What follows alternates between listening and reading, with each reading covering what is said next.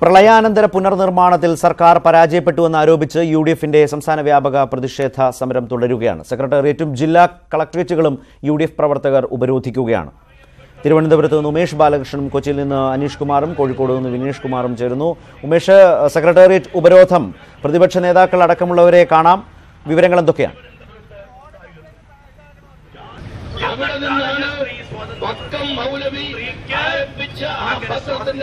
സെക്രട്ടേറിയറ്റിൽ ഒരു ഉപരോധ സമരം, അത് ഒരുപക്ഷെ ഈ തെരഞ്ഞെടുപ്പിന് മുന്നോടിയായിട്ടുള്ള രാഷ്ട്രീയ സമരം അതിൻ്റെതായ ഒരു തീവ്രതയിലേക്ക് എത്തിയിരിക്കുന്നു. രാവിലെ മുതൽ ആളുകൾ എത്തിക്കൊണ്ടിരിക്കുന്നുണ്ടായിരുന്നു. ഇപ്പോഴും ആളുകൾ പ്രതിഷേധ സമരത്തിൽ പങ്കെടുക്കാനായി ആളുകൾ എത്തിക്കൊണ്ടിരിക്കുന്നു. ഈ ഒരു സെക്രട്ടേറിയറ്റിന് മുന്നിലെ കണ്ടോൺമെന്റ് ഗേറ്റ് 2 മുതൽ സൗത്ത് ഗേറ്റ് വരെ പൂർണ്ണമായി ആളുകളെ കൊണ്ട് നിറഞ്ഞിരിക്കുന്നു. ഇതുവഴി ഒരാളെ പോലും കയറ്റിവിടാതെ തന്നെ സെക്രട്ടേറിയറ്റ് പൂർണ്ണമായി വലയം ചെയ്തുകൊണ്ട് ഇപ്പോൾ സമരം പുരോഗമിക്കുകയാണ്. കണ്ടോൺമെന്റ് ഗേറ്റിലൂടെ സെക്രട്ടറിയിലെ ജീവനക്കാരെയും മറ്റ് മന്ത്രിമാരെയും അടക്കമുള്ള ഉദ്യോഗസ്ഥരെയും കയറ്റിവിടാൻ പോലീസ് പ്രത്യേക സൗകര്യം ഒരുക്കിയിരിക്കുന്നു. മറ്റെല്ലാ മേഖലകളും സെക്രട്ടേറിയറ്റ് പൂർണ്ണമായി വലയം ചെയ്തുകൊണ്ടുള്ള സമരമാണ് ഇപ്പോൾ പുരോഗമിക്കുന്നത്. ഔദ്യോഗികമായ ഉദ്ഘാടനം അല്പസമയത്തിനകം തന്നെ പ്രതിപക്ഷ നേതാവ് രമേശ് ചെന്നിത്തല നിർവഹിക്കും. മുൻ KPCC പ്രസിഡന്റ് MM ഹസൻ അടക്കമുള്ളവർ ഇവിടെ ഇപ്പോൾ സമരപ്പന്തലിൽ എത്തിയിട്ടുണ്ട്. ഇത്തരത്തിൽ തെരഞ്ഞെടുപ്പ് മുന്നിൽ കണ്ട ഒരു വലിയൊരു UDFന്റെ ഒരു വലിയൊരു സമരം പ്രഖ്യാപനമാണ് ഇവിടെ ഇപ്പോൾ നടക്കുന്നത്. പ്രധാനമായി ഉന്നയിക്കുന്ന പ്രശ്നം പ്രളയത്തിന് ശേഷമുള്ള പുനർനിർമ്മാണത്തിൽ സർക്കാർ പരാജയപ്പെട്ടു എന്നുള്ളത് തന്നെയാണ്. ഒപ്പം ആണ് ശബരിമല വിഷയവും വലിയ ഒരു പ്രധാന വിഷയമായി UDF നേതാക്കൾ ഉന്നയിക്കുന്നുണ്ട്. ശബരിമല വിഷയത്തിൽ വിശ്വാസികളെ സർക്കാർ വഞ്ചിച്ചു എന്ന മുദ്രാവാക്യം ഉയർത്തിയാണ് ആ വിഷയത്തിലുള്ള പ്രതിഷേധം ഉയർത്തുന്നത്. ഇതോടൊപ്പമാണ് സംസ്ഥാനത്തെ ക്രമസമാധാന നില പൂർണ്ണമായി തകർന്നു എന്ന ആരോപണവും ഉന്നയിച്ച് സമരത്തിന്റെ ഒരു ഭാഗമാകുന്നത്. ഇത്തരത്തിൽ 3 പ്രധാന വിഷയങ്ങളാണ് സമരത്തിന്റെ ഭാഗമായി ഉന്നയിക്കുന്നത്. UDF നേതാക്കൾ അടക്കമുള്ളവർ രാവിലെ മുതൽ തന്നെ എത്തി തുടങ്ങിയിരുന്നു. 6 മണി മുതൽ തന്നെ സെക്രട്ടേറിയറ്റിന്റെ വിവിധ ഗേറ്റുകൾ വളഞ്ഞുകൊണ്ടുള്ള സമരം ആരംഭിച്ചു. ഇപ്പോൾ UDFിലെ തന്നെ പ്രധാന നേതാക്കളായ പ്രതിപക്ഷ നേതാവിന് പുറമെ മഞ്ഞളാംകുഴി അലി, CP ജോൺ അടക്കമുള്ളവർ ഇപ്പോൾ സെക്രട്ടേറിയറ്റിന് മുന്നിൽ തന്നെയുണ്ട്. ഇത്തരത്തിൽ തെരഞ്ഞെടുപ്പിന് മുന്നോടിയായി ഒരു അനൌദ്യോഗികമായ ഒരു തെരഞ്ഞെടുപ്പ് പ്രചാരണത്തിന് UDF ഇവിടെ തുടക്കം കുറിക്കുകയാണ്. മറ്റ് ജില്ലകളിൽ കളക്ടറിന് മുന്നിലാണെങ്കിൽ തിരുവനന്തപുരത്ത് സെക്രട്ടേറിയറ്റ് പൂർണ്ണമായി വളയം ചെയ്തുകൊണ്ടാണ് ഈ ഒരു പ്രതിഷേധം നടക്കുന്നത്. അല്പം മുൻപ് ഏകദേശം 10 മണിയോടുകൂടി സെക്രട്ടേറിയറ്റിലേക്ക് പ്രവേശിക്കാൻ വന്ന ജീവനക്കാരെ തടഞ്ഞത് നേരിയ രീതിയിലുള്ള പ്രശ്നങ്ങൾ ഇവിടെ ഉണ്ടായിട്ടുണ്ട്. എങ്കിലും പോലീസ് ഇടപെട്ട് അവരെ കണ്ടോൺമെന്റ് ഗേറ്റ് വഴി കടത്തിവിടാനുള്ള സൗകര്യം ഒരുക്കിയത് കൊണ്ട് തന്നെ മറ്റു പ്രശ്നങ്ങളൊന്നും ഉണ്ടാകാതെ കാര്യങ്ങൾ മാറി. ചിലർ പ്രതിഷേധം അറിയിച്ചു, സ്ത്രീകളടക്കമുള്ളവർ ചിലർ പ്രതിഷേധം അറിയിച്ചു. എന്തായാലും ഇപ്പോൾ പ്രതിപക്ഷ നേതാവ് രമേശ് ചെന്നിത്തല പ്രസംഗിക്കാൻ പോകുകയാണ്. ഒരു രാഷ്ട്രീയ പ്രസംഗം തന്നെയായിരിക്കും അത്. രാഷ്ട്രീയമായി ഇപ്പോൾ ഉള്ള പ്രധാന വിഷയങ്ങളെല്ലാം ഉയർത്തി ആ ഒരു രാഷ്ട്രീയ പോരാട്ടത്തിന് ഇവിടെ തുടക്കം കുറിക്കാൻ പോവുകയാണ്. ശരത്ത്. ശരി ഉമേഷ്, പ്രതിപക്ഷ നേതാവിന്റെ വാക്കുകളിലേക്ക് പോകാം. ആദരണീയനായ ജില്ലാ കോൺഗ്രസ് കമ്മിറ്റിയുടെ അധ്യക്ഷൻ ശ്രീ നെയ്യാറ്റിൻകര സനൽ, UDF ജില്ലാ ചെയർമാൻ ശ്രീ സോളമൻ അലക്സ്, പ്രിയപ്പെട്ട മുൻ KPCCയുടെ സമാധാനാധ്യനായ അധ്യക്ഷൻ നമ്മുടെ എല്ലാവരുടെയും പ്രിയപ്പെട്ട ശ്രീ MM ഹസൻ, നമ്മുടെ UDFന്റെ നേതാവും പെരിന്തൽമണ്ണ MLAയുമായ ശ്രീ മഞ്ഞളാംകുടി അലി, പ്രിയപ്പെട്ട മുൻ മന്ത്രിയും ഈ നിയോജകമണ്ഡലത്തിന്റെ MLAയുമായ പ്രിയപ്പെട്ട ശ്രീ VS ശിവകുമാർ, പ്രിയമുള്ള KPCC general secretary Shri Thampanoor Ravi, Shri Varkala Kahar, UDFന്റെ സമുന്നതനായ നേതാവ് CMPയുടെ സംസ്ഥാന സെക്രട്ടറി പ്രിയപ്പെട്ട ശ്രീ CP ജോൺ, പ്രിയമുള്ള KPCCയുടെ മുൻ വൈസ് പ്രസിഡന്റ് പ്രിയങ്കരനായ മുൻ ഗുരുവായൂർ ദേവസ്വം ബോർഡ് പ്രസിഡന്റ് കൂടിയായ ശ്രീ പീതാംബരക്കുറുപ്പ്, ശ്രീ ഭീമാപ്പള്ളി റഷീദ്, ശ്രീ കരകുളം കൃഷ്ണപിള്ള, ഫോർവേഡ് ബ്ലോക്കിന്റെ പ്രസിഡന്റ് ശ്രീ രാംമോഹൻ, പ്രിയങ്കരനായ മുൻ ഡെപ്യൂട്ടി സ്പീക്കർ ശ്രീ പാലോട് രവി, പ്രിയമുള്ള KPCC general secretary Sarathchandra Prasad. പ്രതിപക്ഷ നേതാവ് ഉദ്ഘാടന പ്രസംഗം ആരംഭിക്കുകയാണ്. അദ്ദേഹത്തിന്റെ രാഷ്ട്രീയ വിമർശനം, ഏതൊക്കെ നിലകളിലാണ് സർക്കാരിനെ പ്രതിപക്ഷം ഈ സമരത്തിലൂടെ കുറ്റപ്പെടുത്തുന്നത് എന്നതടക്കമുള്ള കാര്യങ്ങൾ അറിയാം. അതിലേക്ക് മടങ്ങി വരാം. ഇപ്പോൾ കൊച്ചിയിൽ നിന്ന് അനീഷ് ചേരുന്നുണ്ട്. അനീഷ്, കൊച്ചിയിലെ സമരം മുൻപ് നമ്മൾ സംസാരിച്ചപ്പോൾ UDF കൺവീനർ ആയിരുന്നു സംസാരിച്ചത് ബെന്നി ബെഹനാൻ. ഇപ്പോൾ എങ്ങനെ സമരം പുരോഗമിക്കുന്നു?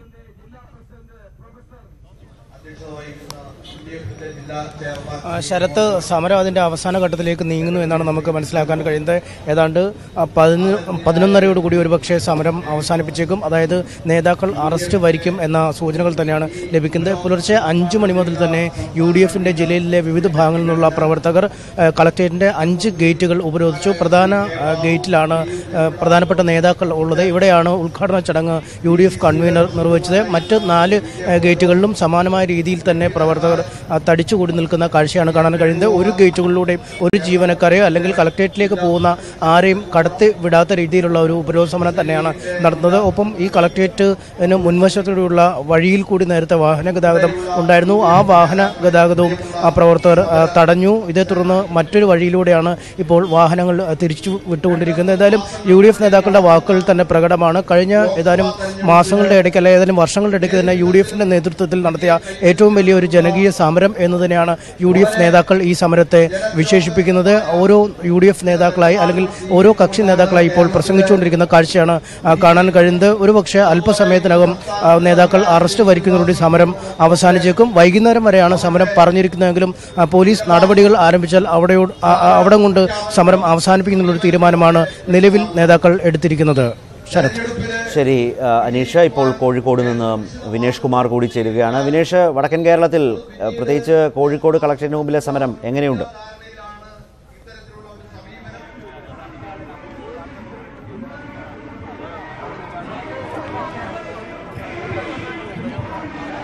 ഞാനിപ്പോൾ നിൽക്കുന്നത് കോഴിക്കോടാണ്. കോഴിക്കോട് KPCC അധ്യക്ഷൻ മുല്ലപ്പള്ളി രാമചന്ദ്രനാണ് ഉദ്ഘാടനം ചെയ്തത്. മുസ്ലിം ലീഗിൽ നിന്നുൾപ്പെടെ മറ്റ് ഘടകകക്ഷികൾ നൂറുകണക്കിന് ആളുകൾ തന്നെയാണ് ഇതിൽ പങ്കെടുത്തിരിക്കുന്നത്. അതുപോലെ തന്നെ കണ്ണൂരും കാസർഗോഡും വയനാടും മലപ്പുറം പാലക്കാട് ഉൾപ്പെടുന്ന വടക്കൻ കേരളത്തിലെല്ലാം തന്നെ കലക്ടറേറ്റിന് മുൻപിൽ രാവിലെ 6 മുതൽ തന്നെ UDF പ്രവർത്തകരെത്തിയിരുന്നു. കോഴിക്കോട് 8 മണിയോട് കൂടിയാണ് എത്തിയിരുന്നത്.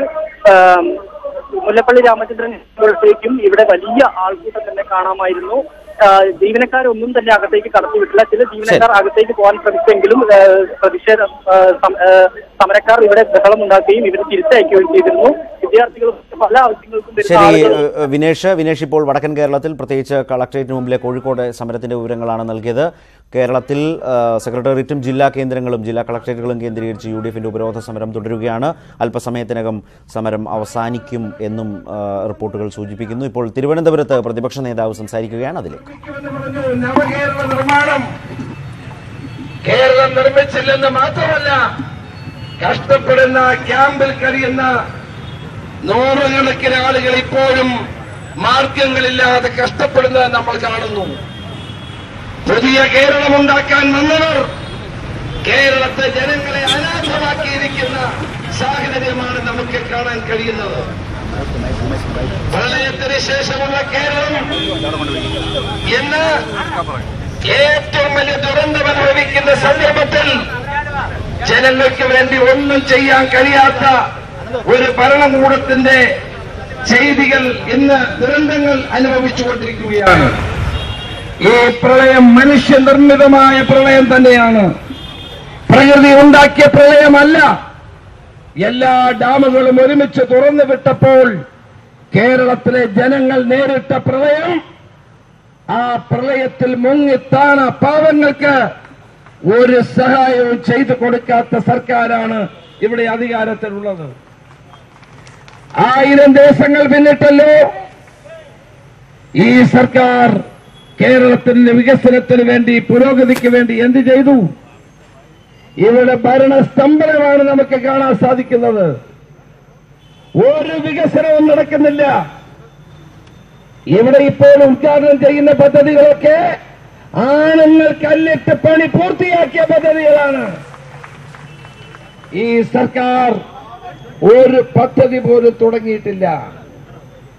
കൊച്ചി മെട്രോ ഉമ്മൻചാണ്ടി ഗവൺമെന്റ് 90% പണി പൂർത്തീകരിച്ചതാണ്. 6 മാസം ഉദ്ഘാടനത്തിന് കാത്തിരുന്നു എന്നുള്ളതല്ലാതെ ഈ ഗവൺമെന്റ് ഒന്നും ചെയ്തില്ല.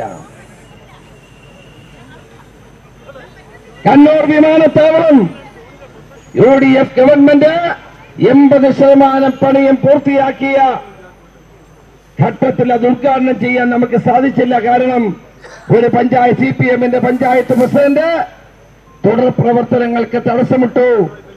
പൂർത്തീകരിക്കാൻ കഴിഞ്ഞില്ല. ഇപ്പോൾ പൂർത്തീകരിച്ചു. അതിനും ഏതാണ്ട് 1.5 വർഷക്കാലം ഇവർ കാത്തിരുന്നു. കഴിഞ്ഞ ദിവസം കൊല്ലത്ത് ഉദ്ഘാടനം ചെയ്ത കൊല്ലത്തെ ബൈപ്പാസ്, ആ ബൈപ്പാസ് ഉണ്ടായത് തന്നെ മൻമോഹൻ സിംഗ് ഗവൺമെന്റിന്റെ കാലത്ത് 50 എന്ന പേരിൽ കേന്ദ്രവും കേരളവും കൂടി സാമ്പത്തിക സഹായം ചെയ്ത് അന്നത്തെ MP ആയ ശ്രീ പീതാംബരക്കുറുപ്പിനെ ഞാൻ പ്രത്യേകം അഭിനന്ദിക്കാൻ ഈ അവസരം ഉപയോഗിക്കുകയാണ്. പീതാംബരക്കുറുപ്പും KC വേണുഗോപാലും അന്ന് മുൻകൈയെടുത്തു. അതിനുശേഷം പ്രിയങ്കരായ നമ്മുടെ MP NK പ്രേമചന്ദ്രനാണ് അതിന് മുഴുവൻ മുൻകൈ എടുത്തത് എന്നുകൂടി ഞാൻ പറയാൻ ആഗ്രഹിക്കുകയാണ്. കൊല്ലം ബൈപ്പാസ് ഉദ്ഘാടനം ചെയ്തു. ഈ സർക്കാരിന് എന്താണ് അവകാശപ്പെടാനുള്ളത്? ഞാൻ പിണറായി വിജയനോട് ചോദിക്കുന്നു, കഴിഞ്ഞ 1000 ദിവസത്തിനിടയിൽ ഏതെങ്കിലും ഒരു പദ്ധതിക്ക് തറക്കല്ലിടാൻ ഇന്ന് മുഖ്യമന്ത്രി എന്ന നിലയിൽ മിസ്റ്റർ പിണറായി വിജയൻ നിങ്ങൾക്ക് കഴിഞ്ഞിട്ടുണ്ടോ എന്ന് കേരളത്തിൽ വ്യക്തമാക്കണം. ഇന്നലെ മുഖ്യമന്ത്രി തന്റെ നിയോജക മണ്ഡലത്തിൽ കുടുംബയോഗത്തിൽ വെച്ച് പറഞ്ഞത് എന്താണ്? പദ്ധതി ഞങ്ങൾ ആവിഷ്കരിക്കും. ആവിഷ്കരിച്ച ഒരു പദ്ധതിയുടെ പേര് പോലും പറഞ്ഞില്ല. ഇനി എന്നാണ് നിങ്ങൾ ആവിഷ്കരിക്കുന്നത്? നിങ്ങൾ ആവിഷ്കരിക്കേണ്ടി വരുന്നില്ല. അടുത്ത തെരഞ്ഞെടുപ്പിൽ ആണുങ്ങൾ അവിടെ വന്ന് ഭരിച്ച് ഈ നാട്ടിലെ ജനങ്ങൾക്ക് വികസനം എത്തിക്കും. എന്ത് ചെയ്തു? കേരളത്തിലെ പാവപ്പെട്ട ജനങ്ങൾക്ക് വേണ്ടി, കേരളത്തിന്റെ വികസനത്തിന് വേണ്ടി 1000 ദിവസങ്ങൾ നിങ്ങൾ പാഴാക്കി. നിങ്ങൾ ഒന്നും ചെയ്തില്ല. കേരളത്തിൽ ഒരു വികസനവും നിങ്ങൾ ഉണ്ടാക്കിയില്ല. ഒരു പുരോഗതിയും നിങ്ങൾ ഉണ്ടാക്കിയില്ല. പ്രളയം ബാധിച്ച പാവപ്പെട്ട ജനങ്ങൾക്ക് ഒരു സഹായവും നിങ്ങൾ എത്തിച്ചില്ല. പകരം നിങ്ങൾ ചെയ്തത് എന്താണ്? 10 ലക്ഷം ആളുകളുടെ പെൻഷൻ നിങ്ങൾ വെട്ടിക്കുറച്ചു. ഇന്ന് സാമൂഹ്യക്ഷേമ പെൻഷൻ ആർക്കും പുതുതായി അപേക്ഷിക്കാൻ കഴിഞ്ഞിട്ടില്ല. 1000 ദിവസമായി. കശുവണ്ടി തൊഴിലാളികൾക്ക് തൊഴിലില്ല. കയർ തൊഴിലാളികൾ പട്ടിണിയിൽ. കൈത്തറി തൊഴിലാളികൾ ആത്മഹത്യയുടെ വക്കിൽ.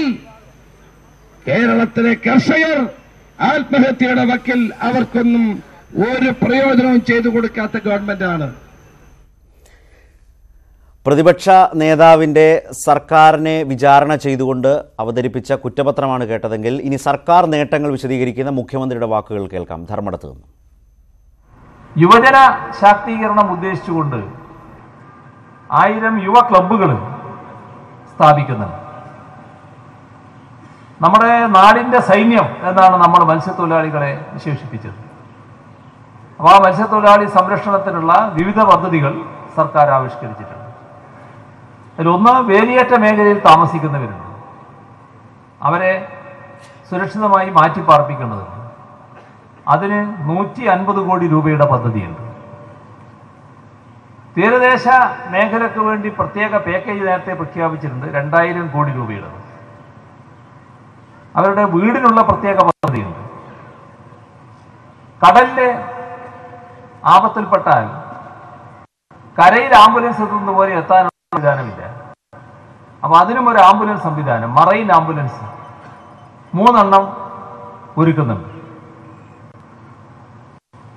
ഇതോടൊപ്പം മത്സ്യത്തൊഴിലാളികളുടെ പെൺമക്കൾക്ക് 2000 പെൺകുട്ടികൾക്ക് 2000 സൈക്കിൾ കൊടുക്കുന്ന നിലയുണ്ടായിട്ടുണ്ട്.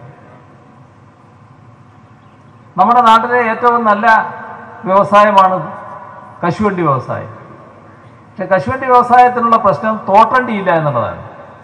അപ്പോൾ തോട്ടണ്ടി ഇറക്കുമതി ചെയ്യാൻ വേണ്ടി കേരള കാഷ്യൂ ബോർഡ് രൂപീകരിച്ചു. നല്ല പ്രവർത്തനം ഇപ്പോൾ ആരംഭിച്ചിട്ടുണ്ട്. ഇനി ആ പ്രശ്നം പരിഹരിക്കാൻ പറ്റും. കുടുംബശ്രീയാണല്ലോ നമ്മുടെ വനിതാ ശാക്തീകരണത്തിന്റെ ഏറ്റവും നല്ല മുഖം. അതിന്റെ ഭാഗമായി 9000 നാട്ടുചന്തകൾ ഒരുക്കുന്നുണ്ട്. വനിതകളുടെയും കുട്ടികളുടെയും ക്ഷേമത്തിനായിട്ടാണ് വനിതാ വകുപ്പ് പ്രത്യേകമായി രൂപീകരിച്ചത്. നല്ല പ്രവർത്തനം അത് കാഴ്ചവെക്കുന്നുണ്ട്. ഇതേവരെ സ്ത്രീകളെ ഫയർഫോഴ്സ് നിയമിക്കുന്നുണ്ടായിരുന്നില്ല. ഇപ്പോൾ 100 തസ്തിക സൃഷ്ടിച്ച് ഫയർഫോഴ്സിൽ സ്ത്രീ നിയമനം വരികയാണ്. 8 നഗരങ്ങളിൽ പിങ്ക് പെട്രോൾ നടപ്പാക്കുന്നുണ്ട്. പൊതുവിതരണ രംഗം നല്ല രീതിയിൽ ശക്തിപ്പെടുത്താനാണ് നടപടികൾ എടുത്തിട്ടുള്ളത്. കൂടുതൽ ശക്തമായ രീതിയിൽ തന്നെ അത് നീങ്ങുക തന്നെ ചെയ്യും. മുഖ്യമന്ത്രിയുടെ വാക്കുകളാണ് ഇപ്പോൾ കേട്ടത്. സിസ്റ്റർ ലൂസി കളപ്പുരയ്ക്കെതിരെ നിലപാട് കടുപ്പിച്ച് കത്തോലിക്ക സഭ മാധ്യമങ്ങൾക്ക് അഭിമുഖം നൽകിയതും ചർച്ചകളിൽ പങ്കെടുത്തതും തെറ്റാണെന്നാണ് സഭയുടെ വിലയിരുത്തൽ. സന്യാസ വസ്ത്രം ധരിക്കാതെ സമൂഹ മാധ്യമങ്ങളിൽ ചിത്രമിട്ടതും ശരിയായില്ലെന്നും വിലയിരുത്തലുണ്ട്. ഈ സാഹചര്യത്തിൽ അടുത്ത മാസം 6 മുമ്പ് വിശദീകരണം നൽകാനാണ് സഭ നൽകിയ നിർദ്ദേശം. വിവരങ്ങളുമായി ഡാനി പോൾ ചേരുന്നു. ഡാനി, ആദ്യം ഉന്നയിച്ച ആക്ഷേപങ്ങളിൽ നിന്ന് വ്യത്യസ്തമായി കുറെ കൂടി ശക്തമെന്ന് തോന്നിപ്പിക്കാവുന്ന, വിശ്വസിപ്പിക്കാവുന്ന തരത്തിലേക്കുള്ള ആരോപണങ്ങളിലേക്ക് മാറുകയാണോ സഭ? നേരത്തെ ഡ്രൈവിംഗ് ലൈസൻസ് എടുത്തു, അനുവാദമില്ലാതെ കവിത പ്രസിദ്ധീകരിച്ചു എന്നൊക്കെയുള്ള ആക്ഷേപങ്ങളൊക്കെ ഉന്നയിച്ചിരുന്നു. ഇപ്പോൾ സഭ കുറെ കൂടി കർക്കശമാക്കുകയാണോ നിലപാടും നടപടിയും സിസ്റ്റർ ലൂസി കളപ്പുരയ്ക്കെതിരെ? ശരത്ത്, യാതൊരുവിധ സംശയവുമില്ല. കാരണം നിലപാട് വളരെയധികം കടുപ്പിച്ചുകൊണ്ടാണ് സഭ മുന്നോട്ട് പോകുന്നത്. ഇതിനൊരു പശ്ചാത്തലം കൂടിയുണ്ട്. കാരണം സിറോ മലബാർ സിനഡ് സമാപിച്ചിരുന്നു. അതിനുശേഷം സഭാ സിനഡിന് ശേഷം അച്ചടക്ക നടപടികൾ കർശനമാക്കാൻ സിനഡ് നിർദ്ദേശം നൽകിയിരുന്നു. അതിന്റെ കൂടി പശ്ചാത്തലം ഇതിനുണ്ട് എന്ന് നമ്മൾ കൂട്ടിച്ചേർക്കേണ്ടി വരുന്നു. ഇതിനുശേഷമാണ് ഇപ്പോൾ സർക്കുലർ പുറപ്പെടുവിച്ചിട്ടുള്ളത്. ഇത് വളരെ കൃത്യമായി തന്നെ 13 കാരണങ്ങൾ എണ്ണി പറയുന്നുണ്ട് സിസ്റ്ററിന്. നേരത്തെ അത് വളരെ നമ്മൾക്ക് നേരത്തെ സൂചിപ്പിച്ചതുപോലെ തന്നെ ഡ്രസ് കോഡിന്റെ കാര്യത്തിൽ അല്ലെങ്കിൽ കവിത പ്രസിദ്ധീകരിച്ചതിന്റെ കാര്യത്തിൽ അത്തരം കാര്യങ്ങളുമായി ബന്ധപ്പെട്ടായിരുന്നു. ഇപ്പോൾ അതെല്ലാം തന്നെ എണ്ണി പറയുന്നുണ്ട്. ഇതെല്ലാം തന്നെ സഭാ ചട്ടങ്ങൾക്ക് വിരുദ്ധമായി തന്നെയാണ്. ലൈസൻസ് അടക്കം സമ്പാദിച്ചത് സഭാ ചട്ടങ്ങൾക്ക് വിരുദ്ധമാണ്. ഇതിന് അനുമതി തേടിയിരുന്നില്ല. കവിത പ്രസിദ്ധീകരിച്ചതിന് അനുമതി തേടിയിരുന്നില്ല. ഡ്രസ് കോഡ് മാറ്റുന്നു. അത് സമൂഹ മാധ്യമങ്ങളിൽ അഭിപ്രായങ്ങൾ രേഖപ്പെടുത്തുന്നു. ഇത് സഭയ്ക്കും എതിരായുള്ള സമരങ്ങളിൽ പങ്കെടുക്കുന്നു, അഭിപ്രായങ്ങൾ പറയുന്നു. ഇതെല്ലാം തന്നെയും നിയമ ചട്ടങ്ങളുടെ, അതായത് സഭാ ചട്ടങ്ങളുടെ ലംഘനം തന്നെയാണ്. അതോടൊപ്പം തന്നെ വളരെ ഗുരുതരമായി ഒന്നാമതായി തന്നെ പറയുന്ന കാര്യങ്ങൾ, നിരത്തി വെച്ചിരിക്കുന്ന കാരണങ്ങൾ, മദർ സുപ്പീരിയറെ കാണണമെന്ന് ആവശ്യപ്പെട്ടപ്പോൾ അതിനെ വരാതിരുന്നു. അതുമാത്രവുമല്ല, അവരുടെ സിസ്റ്ററിന്റെ സമയപ്രകാരം തന്നെ ഇത് പിന്നീട് ഒരു ദിവസത്തിലേക്ക് 9-ാം തീയതിയിലേക്ക് ജനുവരിയിൽ പറഞ്ഞിരുന്ന കാര്യങ്ങൾ അടുത്ത ദിവസങ്ങളിലേക്ക് തന്നെ അവരുടെ സൗകര്യപ്രകാരം മാറ്റിയിരുന്നു. ഈ ദിവസവും സിസ്റ്റർ സഭയ്ക്ക് മുൻപാകെ ഹാജരായിട്ട്, അതായത് മദർ സുപ്പീരിയറിന് മുൻപാകെ ഹാജരായി അവരുടെ അഭിപ്രായങ്ങൾ എന്താണ് ഇത് സംബന്ധിച്ചുള്ള വിശദീകരണം എന്നത് സംബന്ധിച്ച് വ്യക്തമായ ഒരു ഉത്തരവ് നൽകാതെ ആ ദിവസങ്ങളിൽ ഹാജരായുമില്ല. ഇത് വളരെ ഗുരുതര സ്വഭാവത്തോടെ തന്നെ കാണും. ഇതാണ് ആദ്യത്തെ 1ഉം 2ഉമായ ചോദ്യാവലിയിൽ പറയുന്നത്. പിന്നീട് ഇങ്ങോട്ട് നിരത്തുന്ന 13ഓളം കാരണങ്ങളെല്ലാം തന്നെയും സിസ്റ്റർ ചെയ്തിരിക്കുന്ന ഒരു കുറ്റപത്രം പോലെ സമർപ്പിച്ചിരിക്കുന്ന കാര്യങ്ങൾ. ഡാനി, ഇപ്പോൾ ഈ കന്യാസ്ത്രീകളുടെ സമരത്തിൽ പിന്തുണ നൽകി എന്നത് തന്നെയാണോ ഏറ്റവും വലിയ എതിർപ്പായി ഈ സിസ്റ്റർക്കെതിരെ നടപടിയുമായി മുന്നോട്ട് പോകാൻ സഭയെ പ്രേരിപ്പിക്കുന്നത്? മറ്റ് കന്യാസ്ത്രീകളെ കുറവിലങ്ങാട്ടെ മഠത്തിൽ നിന്ന് രാജ്യത്തിൻ്റെ വിവിധ ഭാഗങ്ങളിലേക്ക് മാറ്റാനുള്ള നിർദ്ദേശമാണ് നേരത്തെ തന്നെ സഭ നൽകിയത്. അതിൻ്റെ തുടർച്ചയിൽ വൈകാതെ തന്നെ ഇവർക്കെതിരെ അന്തിമമായ നടപടി ഉണ്ടാകുമെന്ന സൂചനയാണോ ഇത് നൽകുന്നത്? ശരത്, അത് തന്നെയാണ്. കാരണം കുറവിലങ്ങാട് സന്യാസി മഠത്തിലെ സന്യാസിനികളെ ചിതറിക്കുക എന്നതിനൊപ്പം തന്നെ മറ്റ് സന്യാസർ ഇതിന് പിന്തുണ നൽകിയ മറ്റ് സന്യാസ സമൂഹത്തിലുള്ളവർക്ക് കൂടി ശക്തമായ താക്കീതും അതോടൊപ്പം തന്നെ പുറത്താക്കൽ ഭീഷണിയും ഇത് തന്നെയാണ് സഭ നൽകുന്നത്. നേരത്തെ സൂചിപ്പിച്ചതുപോലെ തന്നെ സിനഡ് കഴിഞ്ഞൊരു പശ്ചാത്തലത്തിൽ നടപടികൾ കർശനമാക്കുക തന്നെയാണ്. ഇതിന് ഇപ്പോൾ സിസ്റ്റർ ലൂസി കളപ്പുരയ്ക്കൽ നൽകിയിരിക്കുന്നത് കൃത്യമായ വിശദീകരണം ഇത് സംബന്ധിച്ച് നൽകണം എന്നത് തന്നെയാണ്.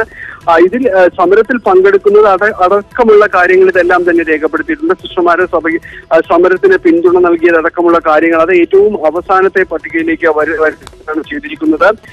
അതോടൊപ്പം തന്നെ ഡ്രസ് കോഡുകളുടെ കാര്യത്തിൽ ഇതെല്ലാം തന്നെ ഓരോന്നായി എണ്ണി പറഞ്ഞുകൊണ്ടാണ് അതിൽ അവസാനിപ്പിക്കുന്നത്.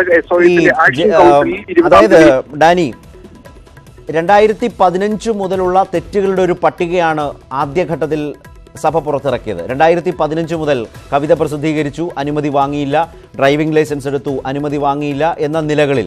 എന്നാൽ അതിനുശേഷം 2016-ലോ 17-ലോ 18-ലോ ഒന്നും ഒരു നടപടിയും സ്വീകരിച്ചില്ല. അതിനുശേഷം ഈ കന്യാസ്ത്രീകളുടെ സമരത്തെ പിന്തുണച്ചതിന് ശേഷം കഴിഞ്ഞ വർഷം നവംബറോടുകൂടിയാണ് ആദ്യ അച്ചടക്ക നടപടിയുടെ തുടക്കം വരുന്നത്. ഫോണിൽ വിളിച്ചു പറയുന്നു, പിന്നീട് രേഖാമൂലം നൽകുന്നു. തുടർന്ന് 2019 ജനുവരി ആദ്യമാണ് മദർ സുപ്പീരിയറിനെ നേരിട്ട് കണ്ട് വിശദീകരണം നൽകണം എന്നൊരു നിർദ്ദേശം പോകുന്നത്. അത് സിസ്റ്റർ ലൂസി കളപ്പുര പാലിച്ചില്ല. അതിൻ്റെ ആവശ്യമില്ല എന്ന മട്ടിൽ പോകാതിരിക്കുകയാണ് ഉണ്ടായത്. അതിൻ്റെ തുടർച്ചയിലാണ് ഈ പുതിയ കുറെ കൂടി കടുപ്പിക്കുന്ന ഒരു നിലപാട്? അടുത്ത മാസം 6-ന് മുമ്പ് വിശദീകരണം നൽകാനുള്ള ഒരു അന്തിമ നിർദ്ദേശമാണോ സഭ നൽകുന്നത്? അഥവാ അതും സിസ്റ്റർ ലൂസി കളപ്പുര അവഗണിച്ചാൽ എന്താവും ഫലം?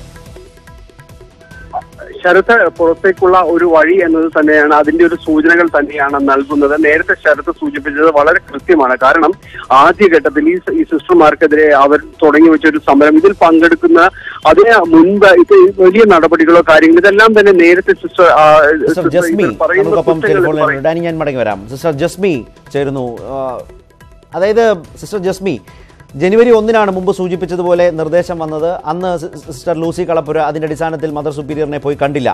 ഇപ്പോൾ അടുത്ത മാസം 6-ന് മുമ്പ് വിശദീകരണം നൽകാനാണ് നിർദ്ദേശം സഭ നൽകിയിരിക്കുന്നത്. എന്ന് വെച്ചാൽ വിശദീകരണം നൽകിയാലും നൽകിയില്ലെങ്കിലും ഇനി അഥവാ നൽകിയാൽ തന്നെ തൃപ്തികരമല്ല എന്ന് ഒരു സ്റ്റാൻഡ് എടുക്കാൻ കഴിയും വിധം കടുപ്പിച്ച കുറ്റങ്ങളാണ് ചുമത്തിയിരിക്കുന്നത്. കാനൺ നിയമപ്രകാരം ഈ ലൂസി കളപ്പുരയ്ക്കെതിരെ നടപടിയെടുക്കുന്നതിലേക്കാണോ, കന്യാസ്ത്രീ പട്ടം ഇല്ലാതാക്കുന്നതിലേക്കാണോ സഭ നീങ്ങുന്നത്? ഈ കാനൺ നിയമത്തിന്റെ ദാക്ഷിണ്യവും കരുണയുമുള്ള വശങ്ങളൊന്നും അവരെടുക്കില്ല. അതിന്റെ എവിടെയെങ്കിലുമുള്ള ഒരു കാർക്കശ്യം ചിലപ്പോൾ അതിലില്ല, അതിന്റെ വ്യാഖ്യാനങ്ങൾ തന്നെ എടുത്തിട്ടാണ് ഇങ്ങനത്തെ പരിപാടികളൊക്കെ ചെയ്യുന്നത്.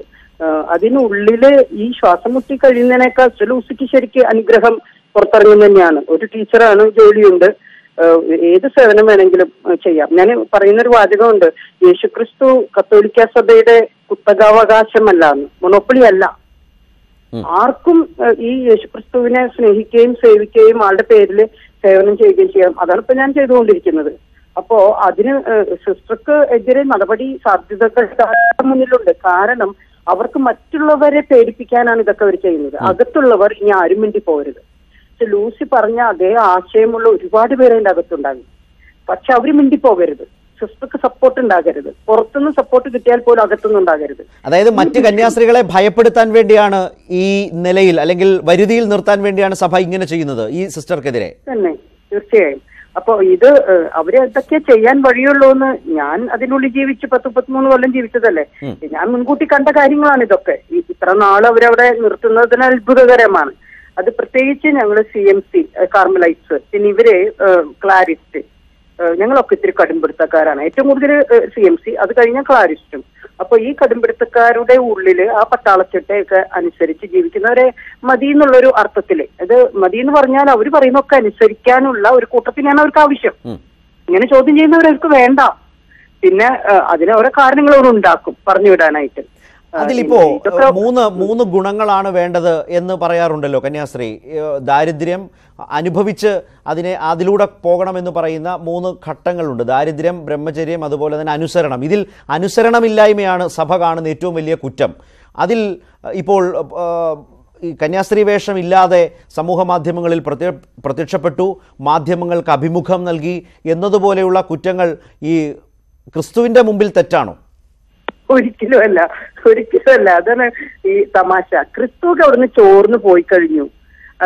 ക്രിസ്തു അല്ലെങ്കിൽ യേശു ആവർത്തിച്ച് പറഞ്ഞ വാചകമാണ്, നിങ്ങൾ മാമോൻ അല്ലെങ്കിൽ സമ്പത്ത് എന്ന ദൈവത്തെ നിങ്ങൾ ആരാധിക്കാൻ തുടങ്ങിയാൽ സാക്ഷാൽ ദൈവം ഇറങ്ങിപ്പോകുന്നു പറഞ്ഞു വെച്ചിട്ടുള്ള ഒരുപാട് സെന്റൻസസ് ഉണ്ട് ബൈബിളിൽ. ഏറ്റവും കൂടുതൽ നമ്മൾ അതാ കണ്ടെത്തുക. ധനം നിങ്ങൾക്ക് ദോഷകരമായി നിങ്ങളെ നയിക്കുന്നതാണ്. ഈ ദാരിദ്ര്യവൃദ്ധം അതാണല്ലോ. എന്നിട്ട് ഇവര് എന്ത് ചെയ്യുന്ന വെച്ചാൽ അതൊക്കെ ധനത്തെ ഇങ്ങനെ ആരാധിച്ചിട്ട് ദൈവമൊക്കെ എപ്പോഴേ ഇറങ്ങിപ്പോയി. ഞാൻ കാണുന്ന യേശുക്രിസ്തു പുറത്താണ്. ഞാൻ കാണുന്ന എല്ലാ മതത്തിലെ ദൈവങ്ങളും പുറത്താണ്. അവര് കർഷകരുടെ കൂടെയുണ്ട്, അവര് നിരത്തിലുണ്ട്, അവര് റോഡിൽ ഉപവാസിരിക്കുന്നവരുടെ കൂടെയുണ്ട്. അതാണ് എല്ലാ ദൈവങ്ങളും. ഈവൻ ഗുരുവായൂർ അമ്പലത്തിന്റെ മുന്നിൽ നിന്നിട്ട് ഞാൻ ജീസസ് ഗുരുവായൂരപ്പ ഐ പാസ്, അല്ലെങ്കിൽ എനിക്ക് പറയാനുള്ളത് പറയുന്ന ഒരാളാണ് ഞാൻ, എനിക്ക് അനുഗ്രഹങ്ങൾ കിട്ടിയിട്ടുണ്ട് എന്ന് പറഞ്ഞാൽ ദൈവം നമ്മുടെ ഉള്ളിലും പ്രപഞ്ചത്തിലുമാണ്. ഒരു ദൈവത്തെ വിളിക്കുന്നതിന് ഇന്ന രൂപത്തിൽ വിളിക്കണം എന്നൊന്നുമില്ല. അയ്യപ്പ കീജയ് എന്ന് വിളിച്ചാലും അതൊരു വിളിയാണ്. ഇപ്പോൾ ജീസസ് ഗുരുവായൂരപ്പ എന്ന് സിസ്റ്റർ ജസ്മിക്ക് വിളിക്കാൻ തോന്നിയാൽ അത് സിസ്റ്ററിന്റെ മാത്രം ഉത്തരവാദിത്വമാണ്. ഞാൻ പറഞ്ഞു വന്നത് ഇപ്പോ ഈ സോഷ്യൽ മീഡിയയിൽ പ്രത്യക്ഷപ്പെട്ട ഒരു വലിയ പ്രശ്നമാണല്ലോ. ഈ അടുത്ത കാലത്ത് സോഷ്യൽ മീഡിയയിൽ കണ്ട ഒരു ചിത്രമുണ്ട്. കോടികൾ വിലമതിക്കുന്ന ഒരു കാറിന് മുന്നിൽ നിൽക്കുന്ന ഒരു തിരുമേനി, വൈദികൻ എന്ന് പറഞ്ഞാൽ കുറഞ്ഞു പോകും, ഒരു തിരുമേനി. അതേസമയം 2015 ഈ സിസ്റ്റർ അനുമതിയില്ലാതെ ഡ്രൈവിംഗ് ലൈസൻസ് എടുത്തത് ഒരു കുറ്റവുമാണ്. ഈ നിലയിലാണ് 2 അവസ്ഥകൾ ഒരു സഭയ്ക്കകത്തെ വൈദികനും കന്യാസ്ത്രീയും നേരിടുന്നത്. അതെ, അതൊരു വശം. പിന്നെ ഈ 3 വ്രതങ്ങളിൽ അവരെന്തിനാണ് ഈ അനുസരണ വ്രതത്തിന് ആവശ്യത്തിൽ കൂടുതൽ ഇമ്പോർട്ടൻസ് കൊടുക്കുന്നത്? സത്യത്തിൽ ഏറ്റവും കൂടുതൽ ഇമ്പോർട്ടൻസ് കൊടുക്കേണ്ടത് 2-ാം വത്തിക്കാൻ സുനഹദത്തിന് ശേഷം ഞാൻ പഠിച്ചത് 1-ാം സ്ഥാനം കൊടുക്കേണ്ടത് ബ്രഹ്മചര്യ വ്രതത്തിനാണ്. ബ്രഹ്മചര്യം എന്ന് പറഞ്ഞാൽ കല്യാണം കഴിക്കാതിരിക്കുക എന്നുള്ളതല്ല, ബ്രഹ്മത്തിൽ ചരിക്കുക. ദൈവം എന്റെ ഹൃദയം നിറഞ്ഞിരിക്കുന്ന ഒരു അവസ്ഥ. ആ ബ്രഹ്മചര്യത്തിലൂടെയാണ് ബാക്കി വ്രതങ്ങൾ വരുന്നുള്ളൂ. അനുസരണവും ഇതൊക്കെ. പിന്നെ ഞാൻ ചോദിക്കുന്ന ഒരു ചോദ്യമുണ്ട്, ആരെയാണ് അനുസരിക്കേണ്ടത്? എന്താണ് അനുസരിക്കേണ്ടത്? അനുസരിക്കേണ്ടത് ദൈവഹിതമാണ്. ഈ ദൈവഹിതമാണോ ഇവരുടെ വായിലൂടെ വരുന്നതെല്ലാം? ദൈവഹിതം മനസ്സിലാക്കാൻ ഇവര് മാത്രമേ ഉള്ളൂ? നമുക്കില്ലേ ഒരു മനസ്സാക്കി? പത്രത്തിലൂടെ, ബൈബിളിലൂടെ, കാലത്തിന്റെ ചുരത്തിലൂടെ എല്ലാം മനസ്സിലാക്കേണ്ടതാണ് ദൈവഹിതം. ഇവരങ്ങനെയൊക്കെ മനസ്സിലാക്കിയിട്ടാണ് ഓരോരുത്തരോട് അനുസരിക്കാൻ പറയുന്നത്. ഒന്ന് തുടരണം. ഇപ്പോൾ ശ്രീ കെന്നഡി കരിമ്പുങ്കാല ടെലിഫോൺ ലൈനിൽ ചേരുന്നു. കെന്നഡി, ദൈവഹിതം എന്നത് ആർക്കെങ്കിലും അടിച്ചേൽപ്പിക്കാവുന്നതല്ല. അനുസരണം എന്നത് ആരെങ്കിലും അവർക്കിഷ്ടപ്പെടുന്നത് അനുസരിച്ച് മുന്നോട്ട് പോവുക എന്നുള്ളതല്ല. തെറ്റുകൾക്കെതിരെ കന്യാസ്ത്രീകളടക്കം രംഗത്തു വരുന്ന ഒരു കാലത്ത് അവരെ അടിച്ചമർത്താൻ വേണ്ടി അവരുടെ കന്യാസ്ത്രീ പട്ടം അവസാനിപ്പിക്കാൻ ശ്രമിക്കുക എന്നതല്ലാതെ ഇതിൽ നിന്ന് മറ്റൊന്നും ബോധ്യപ്പെടാനാവുന്നില്ല എന്നാണ് പലരും പറയുന്നത്. ജസ്മി ആ നിലയിലാണ് ലൂസി കളപ്പുരയ്ക്കലിനെതിരായ ഈ സഭയുടെ നീക്കത്തെ ഇപ്പോൾ വിമർശിച്ചത്.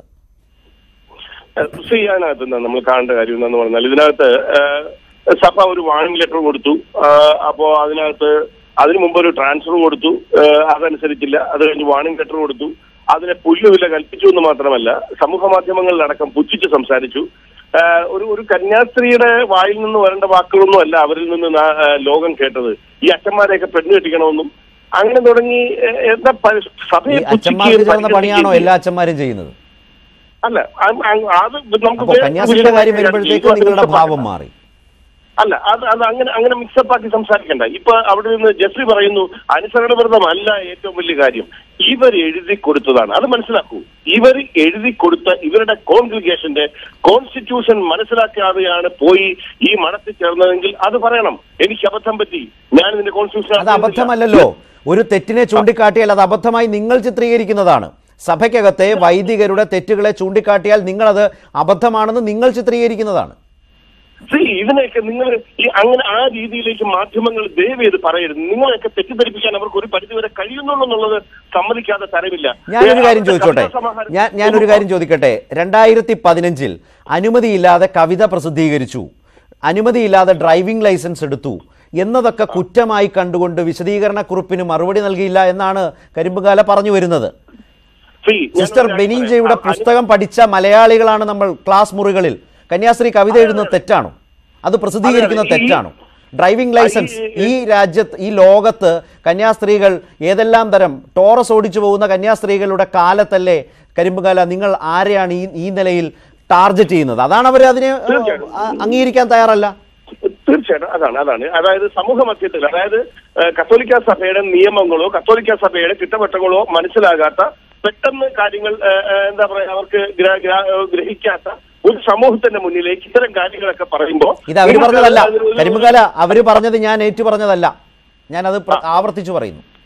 അതാ ഞാൻ പറഞ്ഞത്.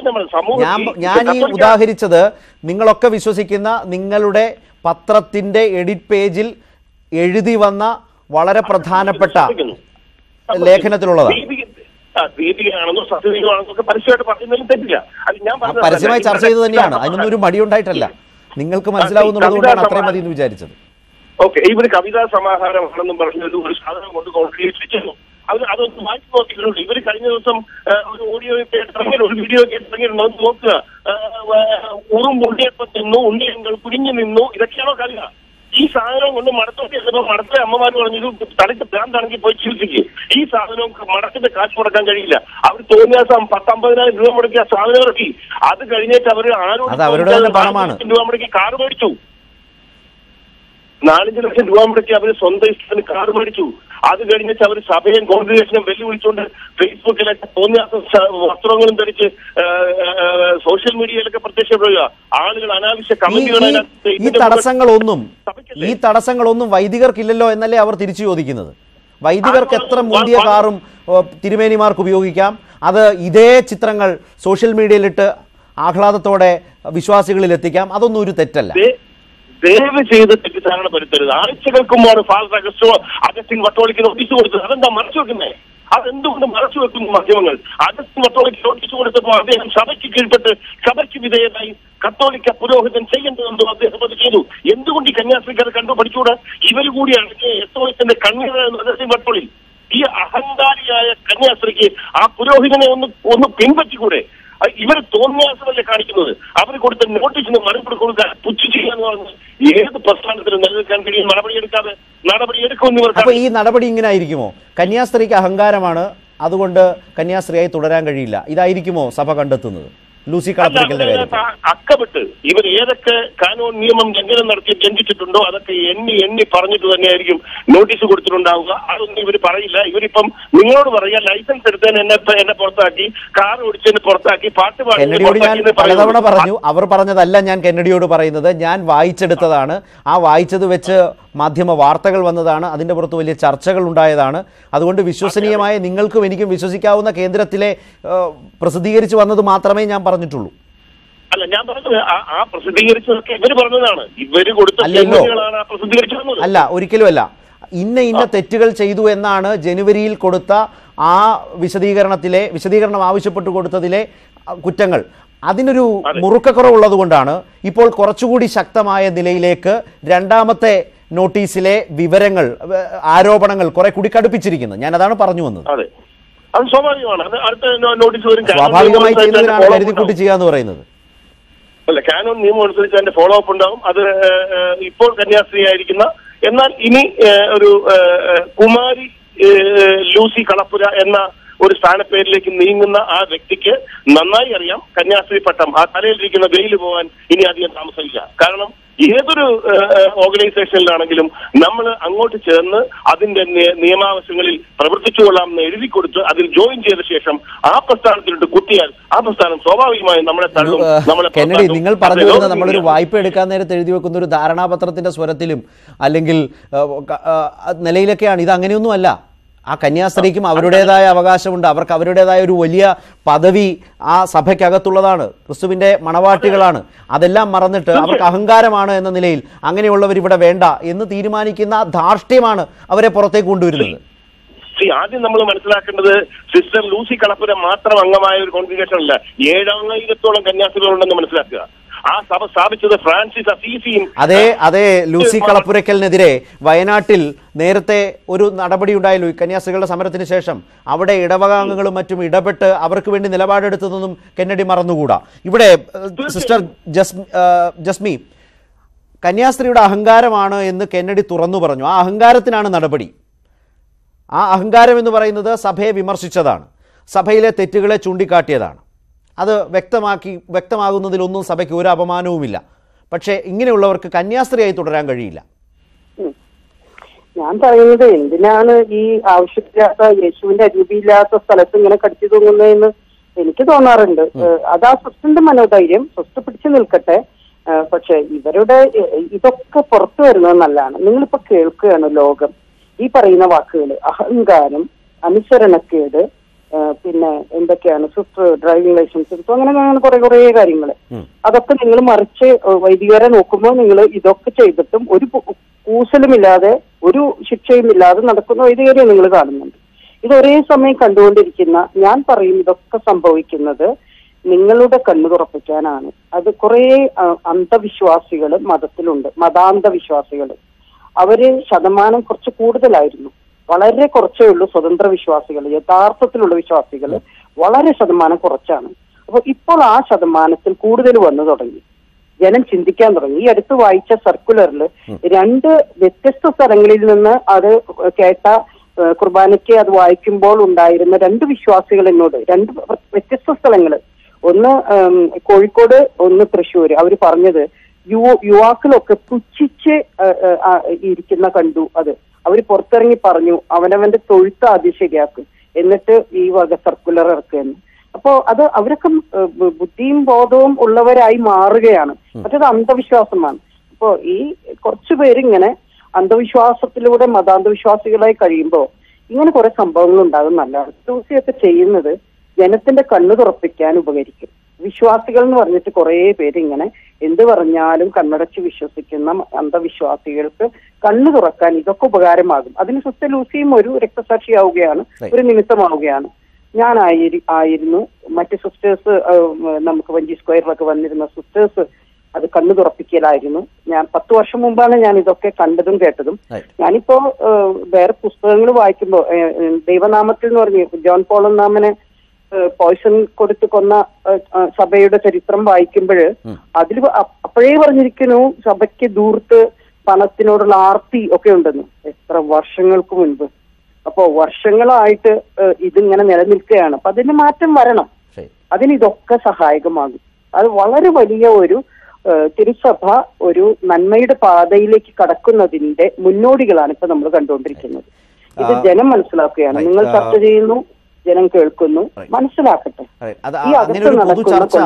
പൊതു ചർച്ചയുണ്ടാകുന്നു എന്നത് തന്നെയാണ് ഏറ്റവും പ്രധാനം. കെന്നഡി, അവസാനമായി ഇപ്പോൾ സിസ്റ്റർ ജസ്മി സൂചിപ്പിച്ചതുപോലെ ഒരു പ്രധാനപ്പെട്ട കാര്യം ഇതിലുള്ളത്, ഇപ്പോൾ ഭൂമി ആക്ഷേപം, ഇടപാടുമായി ബന്ധപ്പെട്ട കോടികളുടെ ആക്ഷേപം വന്ന സഭാ നേതൃത്വമുള്ളൊരു കാലമാണ്. കർദിനാൾ അടക്കം ആക്ഷേപം കേട്ട് നിൽക്കുന്ന സാഹചര്യങ്ങളൊക്കെ ഉണ്ടായി. അതിലൊന്നും ഒരു അന്തിമ തീർപ്പിലേക്ക് പോകാൻ കഴിയാത്ത സഭയാണ് ഒരു കന്യാസ്ത്രീയെ തെരഞ്ഞുപിടിച്ച് അവരുടെ കന്യാസ്ത്രീ പട്ടം ഇല്ലാതാക്കാൻ അഹങ്കാരമാണ് അവർക്കെന്ന് നിങ്ങളെപ്പോലുള്ളവർക്ക് പരസ്യമായി പറയുന്ന നിലയിൽ. പക്ഷേ ഞാൻ മുമ്പ് പറഞ്ഞതുപോലെ ഈ വിശ്വാസികളുടെ മാറി വന്ന കാലത്ത് അവർ പുച്ഛിക്കുകയാണ്. അത് ആ നിലയിൽ ചെറുപ്പക്കാർ മാറി വരുന്നുണ്ട് എന്ന് ജസ്മി പറഞ്ഞത് തള്ളിക്കളയാവുന്നതേയല്ല.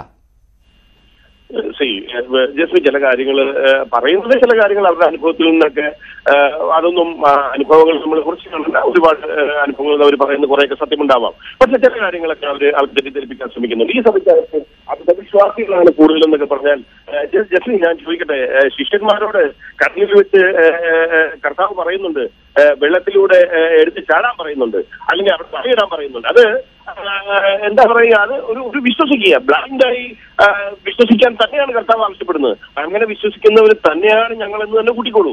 പിന്നെ അടുത്ത കാലത്ത് സ്വതന്ത്രമായി ഏതാണ്ട് ഒരു വലിയ ജനവിഭാഗം വരുന്നു എന്ന് ഉദ്ദേശിച്ചത് റോഡിൽ കൂടി മുദ്രാവാക്യം വിളിച്ച് ലോഹയിട്ട് നടന്നതും കർദിനാളിന്റെ കോലം കത്തിച്ചതും മുദ്രാവാക്യം വിളിച്ചതും സമൂഹ മധ്യത്തിൽ സഭയെ ഇകഴ്ത്തിക്കൊണ്ട് സമരം നടത്തിയതും ഒക്കെയാണ് എന്ന് കരുതുന്നെങ്കിൽ അത് തെറ്റായ ഒരു സ്റ്റേറ്റ്മെന്റ് ആണ്.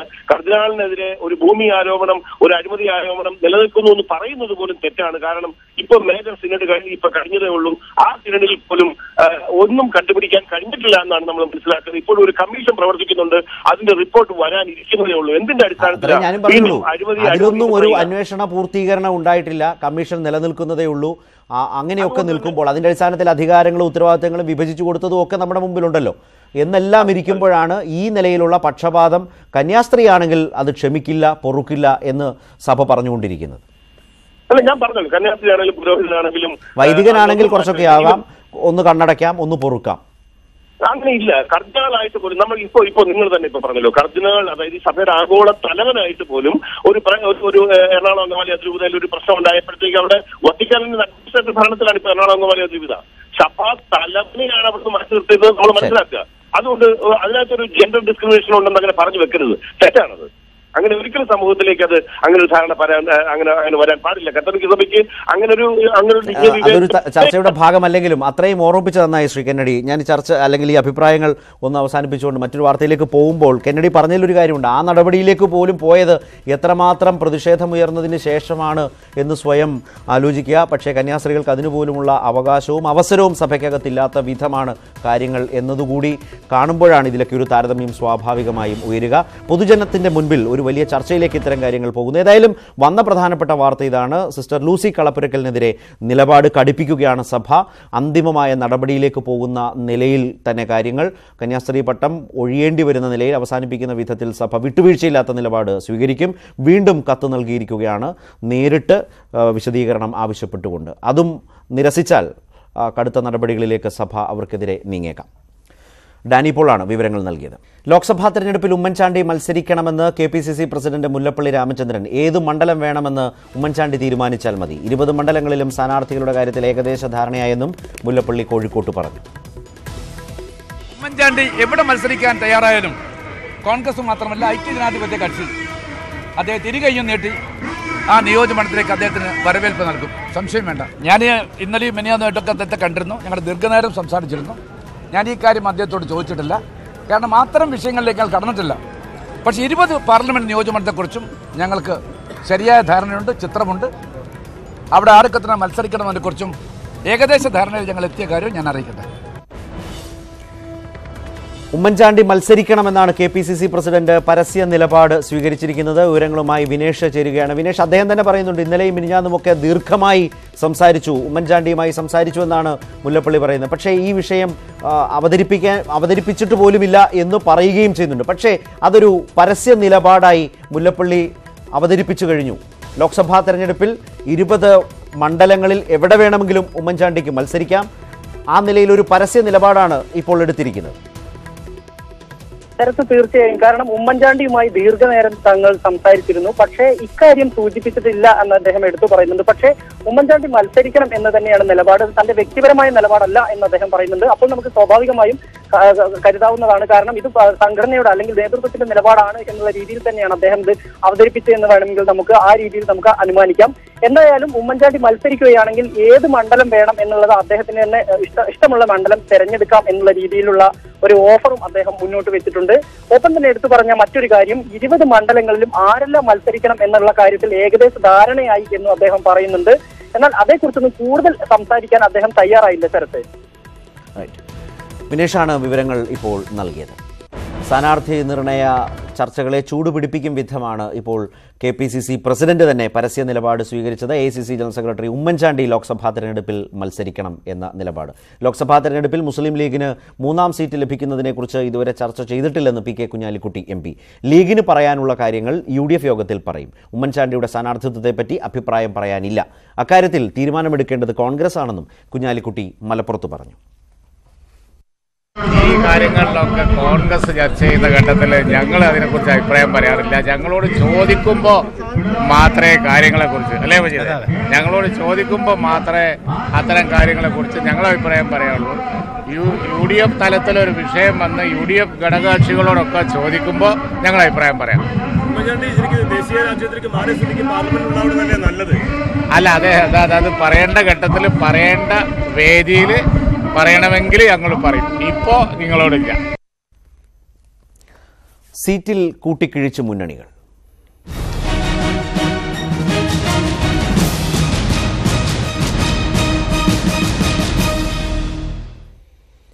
ലോക്സഭാ തെരഞ്ഞെടുപ്പ് അടുത്തതോടെ മുന്നണികളിൽ സീറ്റ് ചർച്ചകൾ സജീവമാവുകയാണ്. UDFിൽ മാത്രമല്ല LDFിലും കോട്ടയം തർക്കവിഷയമാവുകയാണ്. ജനതാദൾ മത്സരിക്കുന്ന മണ്ഡലം തിരിച്ചു വേണമെന്ന CPM ജില്ലാ കമ്മിറ്റിയുടെ ആവശ്യമാണ് LDFിൽ തർക്കത്തിന് തുടക്കമാവുന്നത്. രാജ്യസഭാ സീറ്റ് ലഭിച്ചപ്പോൾ ഒളിച്ചോടി ജോസ് കെ മാണി കബളിപ്പിച്ചുവെന്ന വികാരം വോട്ടർമാർക്കിടയിൽ ശക്തമാണെന്നും ഇത് മുതലെടുക്കാമെന്നുമാണ് CPMന്റെ കണക്കുകൂട്ടൽ.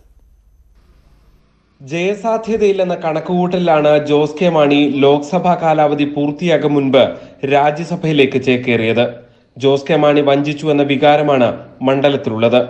ഈ വികാരം മുതലെടുക്കാൻ CPM നേരിട്ടിറങ്ങിയാൽ എളുപ്പം സാധിക്കും. ഇങ്ങനെ കോട്ടയം തിരിച്ചു ചോദിക്കാൻ CPM ജില്ലാ നേതൃത്വത്തിന് കാരണങ്ങളേറെയാണ്. ഈ വിലയിരുത്തലിന്റെ അടിസ്ഥാനത്തിലാണ് ജനതാദൾ എസിൽ നിന്ന് സീറ്റ് തിരികെ വാങ്ങണമെന്ന ആവശ്യം ശക്തിപ്പെട്ടിരിക്കുന്നത്. 1984 സുരേഷ് കുറുപ്പ് ഇവിടുന്ന് തിരഞ്ഞെടുക്കപ്പെട്ടു. കേരളമാകെ വലിയ രൂപത്തിലുള്ള റോളുകളൊക്കെ ഉണ്ടായപ്പോഴും ഇവിടുന്ന് ഞങ്ങൾ തിരഞ്ഞെടുക്കപ്പെട്ടതാണ്. പിന്നീട് കുറുപ്പ് പല പ്രാവശ്യം ഇവിടുന്ന് ജയിച്ചു. 2004 18 സീറ്റും കേരളത്തിൽ ഇടതുപക്ഷ ജനാധിപത്യത്തിലേക്ക് ലഭിക്കുമ്പോൾ കോട്ടയം സീറ്റും അതിലുൾപ്പെടെ വന്നിരുന്നു. അതുകൊണ്ട് ഇടതുപക്ഷ ജനാധിപത്യത്തിൻ്റെ ജയം ഈ മണ്ഡലത്തിന് അപ്രാപ്യമല്ല. രാജ്യസഭാ സീറ്റ് കോൺഗ്രസിൽ നിന്നും സമ്മർദ്ദത്തിലൂടെ കേരള കോൺഗ്രസ് എം നേടിയെടുത്തത് കോട്ടയത്തെ കോൺഗ്രസ് പ്രവർത്തകർക്കിടയിൽ കടുത്ത പ്രതിഷേധത്തിന് കാരണമായിരുന്നു. ഈ സാഹചര്യവും അനുകൂലമാകും. ഇടതുമുന്നണിയുടെ മുഖ്യ പ്രചരണായുധവും ഇത് തന്നെ. ചുരുക്കത്തിൽ കോട്ടയം പാർലമെന്റ് നിയോജകമണ്ഡലത്തിലെ ജനങ്ങളുടെ ജീവത്തായ പ്രശ്നങ്ങൾ അല്ലെങ്കിൽ ഒരു നാടിൻ്റെ ഹൃദയവികാരങ്ങൾ എല്ലാം പ്രതിഫലിപ്പിക്കാനുള്ള വേദിയാണ്, ജനാധിപത്യത്തിൻ്റെ ശ്രീകോവിലാണ് പാർലമെന്റ്. ആ പാർലമെന്റിൽ നമ്മുടെ പ്രതിനിധി ഇല്ലാതെ പോകുന്നു എന്നത് നമുക്ക് അപമാനകരമാണ്, വിഷമകരമാണ്, വേദനാജനകവുമാണ്. മണ്ഡലം തിരിച്ചെടുത്താൽ ആര് മത്സരിക്കുമെന്ന ചോദ്യവും ഉയരുന്നുണ്ട്. G Sreejith, news 18 Kottayam. ക്ഷേത്രങ്ങളുടെ നിയന്ത്രണം ദേവസ്വം ബോർഡിൽ നിന്ന് മാറ്റണമെന്ന ഹർജി ശബരിമല പുനഃപരിശോധനാ ഹർജിയിലെ തീരുമാനത്തിന് ശേഷമേ പരിഗണിക്കാവൂവെന്ന് സംസ്ഥാന സർക്കാർ. ശബരിമല പുനഃപരിശോധനാ ഹർജിയിലെ കോടതി എടുക്കുന്ന തീരുമാനത്തിന് ഹർജിയിലെ ആവശ്യവുമായി ബന്ധമുണ്ടാകുമെന്നും സർക്കാർ അറിയിച്ചു. അതുകൊണ്ട് ഹർജി പരിഗണിക്കുന്നത് മാറ്റണം. എന്നാൽ ഇക്കാര്യം അംഗീകരിക്കാതെ BJP നേതാവ് സുബ്രഹ്മണ്യ സ്വാമി നൽകിയ ഹർജി 31-ാം തീയതി പരിഗണിക്കാൻ കോടതി തീരുമാനിച്ചു.